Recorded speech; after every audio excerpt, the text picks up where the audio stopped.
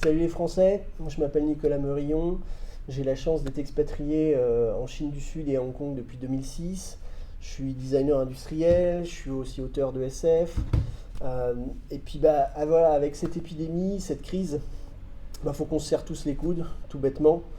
Et donc du coup, même si j'ai pas l'habitude de montrer ma tronche sur les réseaux sociaux, je fais une petite vidéo pour ça.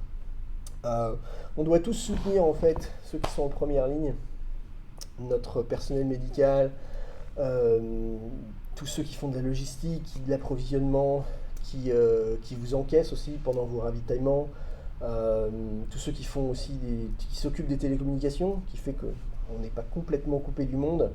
Donc pour soutenir tous ces gens-là, puis tous ceux qui risquent d'être infectés, faut respecter le confinement. Voilà, on le fait tous. Et surtout ça marche. Nous, je sais que voilà, en Chine, les mecs ils sont 1,4 milliard quoi. Et ça a marché. Donc nous, Français, on peut le faire. Euh, pour nous, expats, on en a terminé avec le confinement ici en Chine, pour le moment. Donc, on peut commencer à aider à faire différents trucs ici et là. Alors moi, par exemple, voilà, j'ai trouvé des masques, bon, super. Donc du coup, je vais les envoyer, voilà, du personnel soignant par avion, avec un petit message, que là, je partage aussi avec vous. Euh, même à 10 000 km de là, on pense à vous. On sait que c'est compliqué, que vous prenez des risques, que c'est très difficile. Mais on sait que voilà, vous faites un travail extraordinaire, on est tous derrière vous, on pense tous bien à vous. Et c'est important de le dire euh, au personnel soignant, mais aussi autour de nous, en fait. On a tous besoin un peu de ce côté. On n'est pas tout seul, on est tous dans le même bateau, on se serre tous les coudes. Ça fait plaisir de voir des news de ce type-là. Moi, je sais que j'en ai cherché, j'en ai trouvé, ça m'a fait du bien. Donc, du coup, voilà, je partage. Après, je pense aussi à vous, Français qui êtes confinés. Parce que nous, expats ici, on l'a vécu avant vous, on était en décalage là-dessus. Moi, j'ai fait voilà, 36 jours de confinement avec ma belle famille en Chine, dans le Hunan.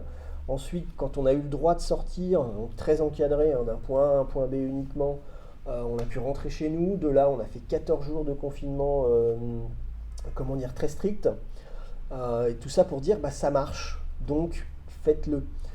Mais aussi, c'est pas juste un truc moralisateur. Moi, je voulais aussi vous donner voilà, des petits conseils qui me sont venus, qui pourraient peut-être vous aider à mieux le vivre de votre côté.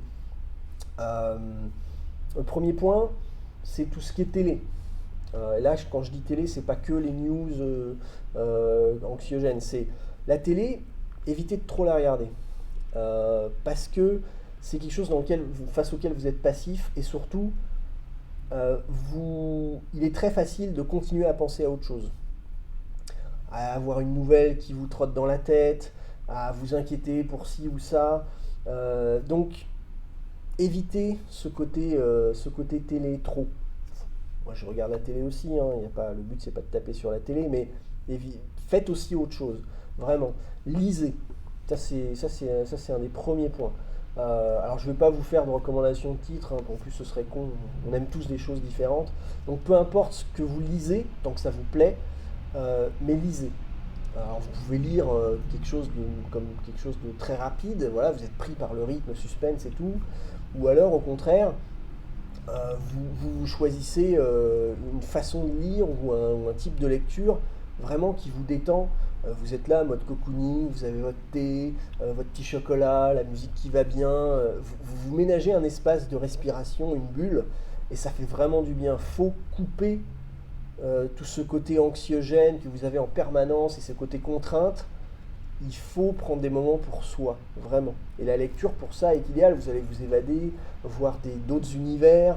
Euh, Vous allez peut-être aussi relativiser votre situation, hein, face à ce que vous lisez. Donc ça peut être une très bonne façon de faire.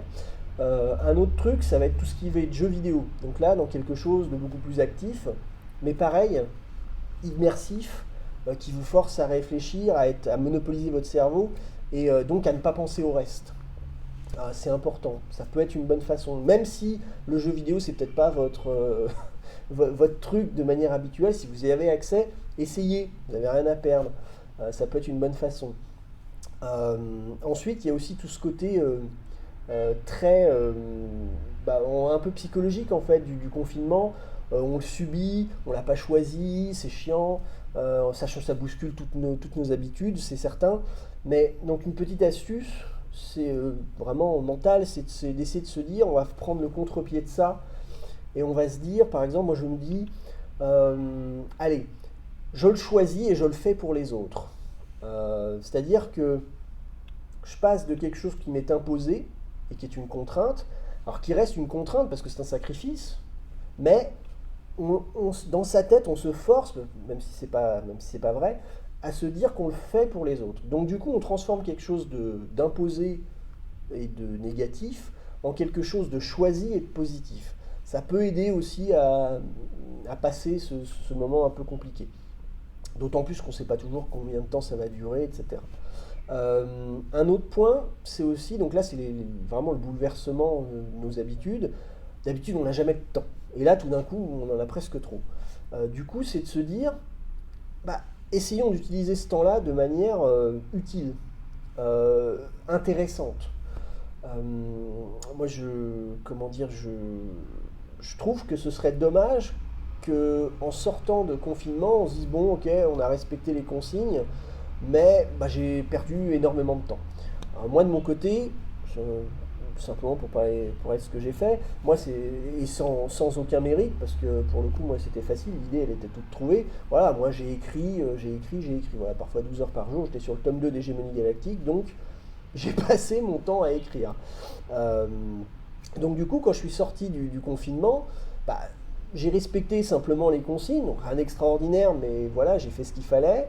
Et puis de l'autre côté, bah, j'ai pas perdu mon temps. Là, j'en suis à 60% de l'écriture du tome 2. Donc j'ai vraiment pas perdu mon temps et je suis content en fait. Il y a quelque chose de positif qui est ressorti de ce confinement. Et je pense que de votre côté, ce serait intéressant que vous trouviez quelque chose qui vous tient à cœur, peu importe ce que c'est, et que vous le fassiez. Quelque chose que vous remettez comment dire, toujours au lendemain ou quelque chose que vous souhaitiez accomplir. Bah là, vous pouvez le faire. En plus, sur Internet, vous pouvez trouver plein de choses qui peuvent vous y aider, donc c'est plutôt pas mal.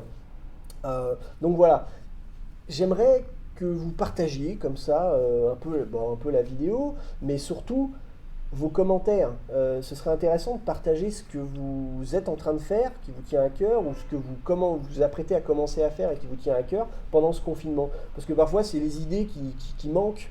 Et puis ça peut motiver un peu tout le monde à se dire, bah voilà, moi pendant ce confinement je vais faire ça. Ce serait intéressant qu'il y ait ce petit côté interactif suite à cette vidéo où ça puisse aider. Voilà. Donc, bah moi je vous dis bon courage, tenez bon, on pense à vous, tenez bon donc, chez vous, sur le terrain, pensez à vous, pensez aux autres, parce qu'on le mérite tous. Et puis bah, je vous souhaite voilà, bon courage et puis je vous dis à plus. Salut.